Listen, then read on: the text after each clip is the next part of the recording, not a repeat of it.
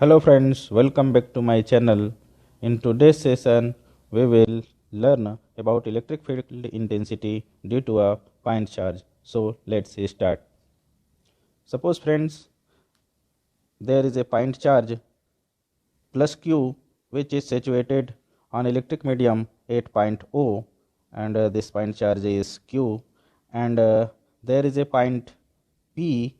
This is a point P where we have to find the electric field intensity, and suppose the distance between O and P is small r. Then here we have to find the electric field intensity at point P due to point charge Q. So for this, let us assume that there is a small test charge Q naught at point P. Then according to Coulomb's law, the force on the charge Q naught is given by, if force is vector F, then this will be equal to 1 upon 4 pi epsilon naught Q naught upon r square, and here this is the dielectric constant of the medium, Newton, and its direction is along OP. इसकी direction होगी OP की ओर, and by using this equation we can find the electric field intensity at point P. Let us see how. Hence electric field intensity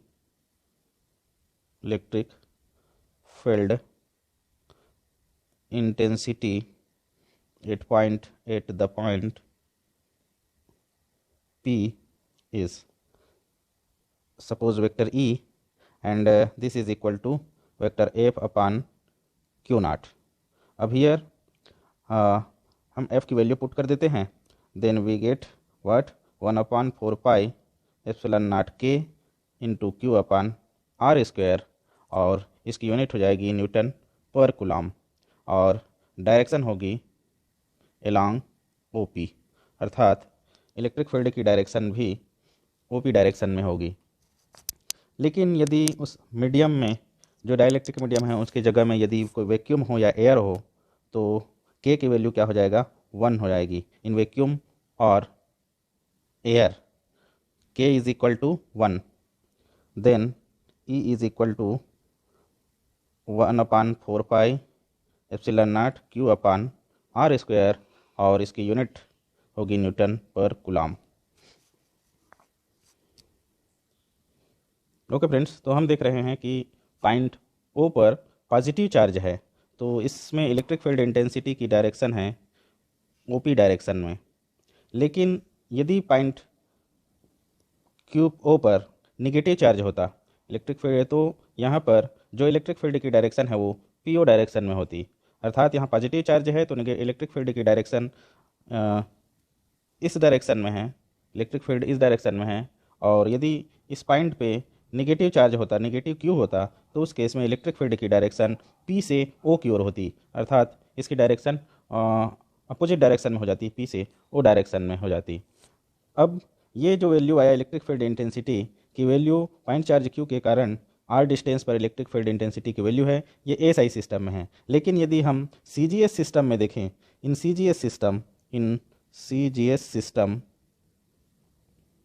electric field intensity की value जो point P पर है due two point charge Q, तो इसकी value होगी Q upon r square dyne पर स्थित coulomb. और ये किसके लिए है, ये एयर या फिर वैक्यूम के लिए है, ये इन एयर और वैक्यूम। ओके फ्रेंड्स, तो इस प्रकार हम देख सकते हैं कि CGS सिस्टम में पॉइंट P पर इलेक्ट्रिक फील्ड इंटेंसिटी की वैल्यू हो जाएगी E is equal to Q upon r square dyne per statcoulomb, और इसकी डायरेक्शन उसी डायरेक्शन में होगी OP डायरेक्शन में, क्योंकि ये प्लस चार्ज है। अब ये तो हमारे पास यदि एक पॉइंट चार्ज स्थित है तो उसके कारण पॉइंट P पर हमने इलेक्ट्रिक फील्ड इंटेंसिटी फाइंड की है। लेकिन suppose we have a large number of point charge, and due to which we have to find the electric field intensity at certain point. Then let us see how we will get the electric field intensity at a point due to n different number of charge. तो मान लेते हैं friend हमारे पास n different charge है, और वो n different charge कौन कौन से हैं, Q1, Q2, Q3, Q4 and इस प्रकार हमारे पास Qn n डिफरेंट चार्जेस हैं। और ये n डिफरेंट चार्ज जो है किसी अलग अलग पॉइंट पे हैं। इन डिफरेंट चार्जेस से एक पॉइंट है, मान लेते हैं कोई पॉइंट है P, जिसकी डिस्टेंस है रेस्पेक्टिवली यदि देखें तो उसकी डिस्टेंस है R1, R2, R3, R4 and Rn इस प्रकार है। और इन सभी जो पॉइंट चार्ज हैं उसके कारण किसी एक पॉइंट पर यदि इलेक्ट्रिक फील्ड इंटेंसिटी की वैल्यू यदि इंडिविजुअली निकाला जाए तो सपोज वो वैल्यू है E1, vector E1, vector E2, vector E3 and vector E4 and similarly vector En इस प्रकार है। तो इन सभी इलेक्ट्रिक इंडिविजुअल जो चार्ज हैं उनके कारण ये इलेक्ट्रिक फील्ड इंटेंसिटी की वैल्यू है एक सर्टेन पॉइंट पर, और इन सभी के कारण पॉइंट P पर जो या किसी एक पॉइंट पर इलेक्ट्रिक फील्ड इंटेंसिटी निकालें तो चूंकि ये electric field intensity vector quantity है तो उस सर्टेन पॉइंट पर जो इन सभी पॉइंट चार्ज के कारण रिजल्टेंट जो इलेक्ट्रिक फील्ड इंटेंसिटी होगी वह इन सभी इलेक्ट्रिक फील्ड इंटेंसिटी के वेक्टर सम के इक्वल होता है। तो आइए देखें उसका वैल्यू क्या होगी। सपोज जो रिजल्टेंट इलेक्ट्रिक फील्ड इंटेंसिटी है उसकी वैल्यू है वेक्टर E, तो this will be equal to E1 plus vector E2 plus vector E3 plus vector E4 plus up to vector En। और इसकी वैल्यू फ्रेंड्स हम इस प्रकार इसकी वैल्यू दे सकते हैं कि sigma I is equal 1 to n 1/4 pi epsilon not QI upon RI square and unit vector मान लेते हैं हम इस पर RI कैप। तो इस प्रकार फ्रेंड्स हम जो n डिफरेंट चार्ज है, n डिफरेंट पॉइंट चार्ज है, उसके कारण किसी पॉइंट पर इलेक्ट्रिक फील्ड इंटेंसिटी की वैल्यू निकाल सकते हैं। तो फ्रेंड्स हम इस रिज़ल्ट के आधार पर जो हमने ये रिज़ल्ट निकाला है किसी पॉइंट चार्ज के कारण किसी दूसरे पॉइंट पर इलेक्ट्रिक फील्ड इंटेंसिटी की क्या होती है, उसके आधार पर आइए हम कुछ नए पॉइंट्स देखते हैं। सपोज़ हमारे पास दो लाइक चार्जेस हैं और वो एक दूसरे से r डिस्टेंस पर स्थित है, स्मॉल r डिस्टेंस पर स्थित है, और ये लाइक चार्जेस हैं Q1 और Q2। ये पॉजिटिव लाइक चार्ज या फिर नेगेटिव लाइक चार्ज कुछ भी हो सकता है।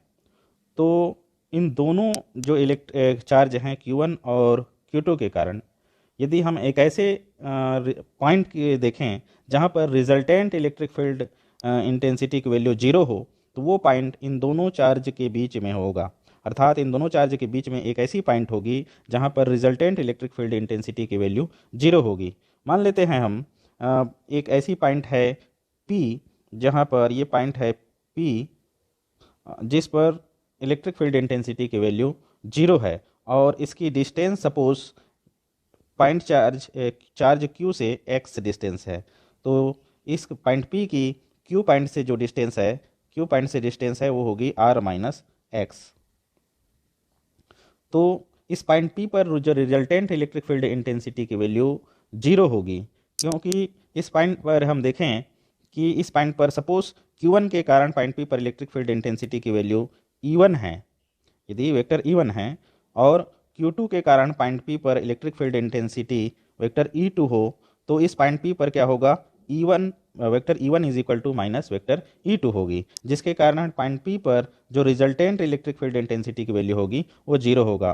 तो यहाँ ये बात नोट करने लायक है फ्रेंड्स, यदि दो लाइक चार्जेस हैं चाहे पॉजिटिव हो या निगेटिव है तो ऐसा पॉइंट जिस पर रिजल्टेंट इलेक्ट्रिक फील्ड इंटेंसिटी की वैल्यू 0 हो वो उन दोनों पॉइंट्स लाइक चार्जेस के बीच में होगी, और इस पॉइंट पर हम देखते हैं इलेक्ट्रिक फील्ड इंटेंसिटी की वैल्यू इसके इक्वल होगा। और यहाँ या फिर हम इसको इस प्रकार भी लिख सकते हैं क्या, और mod of vector E1 is equal to mod of vector E2, और इसकी वैल्यू यदि हम देखें, इनकी डायरेक्शन, ये mod of vector E1 is equal to mod of vector E2 होगा, लेकिन इनकी डायरेक्शन जो है अपोजिट होगी एक दूसरे के।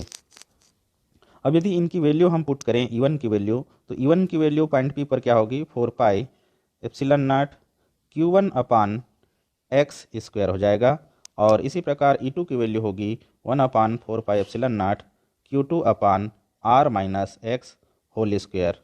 और इस प्रकार यदि हम देखें तो यहाँ से एक हमें रिलेशन मिलेगा, Q1 by x square is equal to Q2 by R minus x का होल स्क्वायर। तो this is the one relation with the help of which we can find the point where the resultant electric field intensity will be 0। आइए अब ये हमने first conclusion देखा इस electric field intensity due two point charges के आधार पर। आइए हम देखें सेकेंड कंक्लूजन। तो सेकेंड कंक्लूजन में देखते हैं, सपोज हमारे पास फ्रेंड्स दो अनलाइक चार्जेस है, एक है Q1 और एक है माइनस Q2। एक पॉजिटिव चार्ज है Q1 और एक माइनस Q2 है, और दोनों के बीच की डिस्टेंस सपोज फिर से क्या है, ये R है।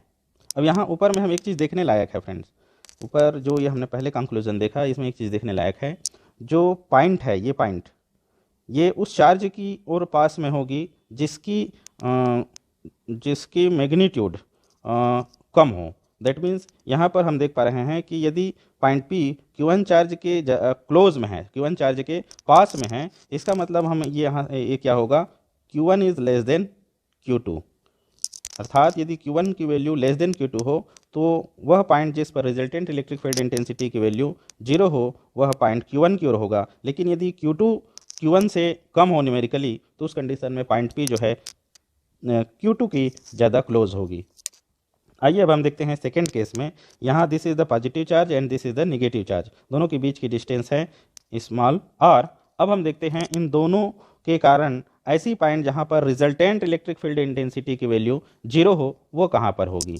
तो फ्रेंड्स इस केस में यदि दोनों चार्ज जो है अनलाइक हो, तो उस केस में वह पॉइंट इन दोनों चार्ज से के बीच में ना होकर बाहर की ओर होगी, और वो किससे निर्धारित होगी, वह Q1 और Q2 की मैग्नीट्यूड पर, जो चार्ज है उसकी मैग्नीट्यूड पर डिपेंड करेगा। यहाँ यदि suppose Q1 is less than Q2 हो न्यूमेरिकली, यदि हम देखें Q1 is less than Q2 हो, तो न्यूमेरिकली वैल्यू हो, तो उस केस में जो वो पॉइंट है जिस पर रिजल्टेंट इलेक्ट्रिक फील्ड इंटेंसिटी की वैल्यू 0 हो, तो वो पॉइंट कहाँ होगा, पॉइंट Q जो चार्ज Q है उस ओर पॉइंट जो चार्ज Q1 है उसे बाहर की ओर होगी। अर्थात हम देखें तो ये पॉइंट यहाँ से इधर की ओर मान लेते हैं, ये पॉइंट है P, जहाँ पर resultant electric field intensity suppose E वो क्या होगा, 0 होगी, और ये डिस्टेंस Q1 जो चार्ज है यहाँ से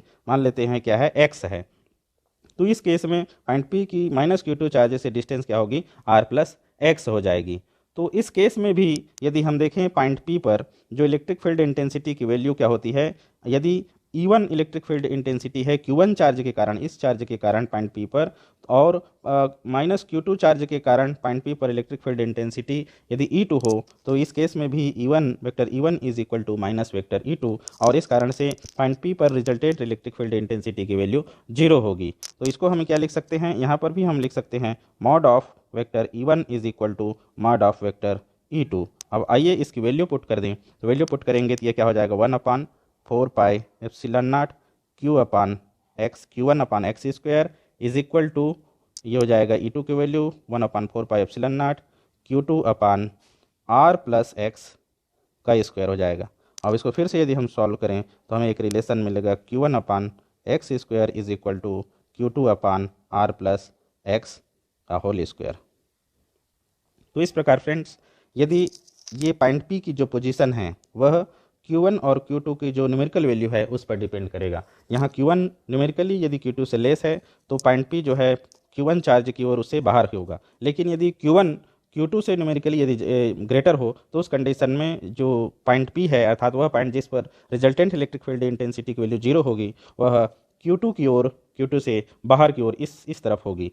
ओके फ्रेंड्स, तो आज की क्लास में बस इतना ही। If you have any doubts related to this topic then please comment through comment box, and if you have not subscribed till now, then please subscribe to get the notification of every new videos. So okay friends, thank you again.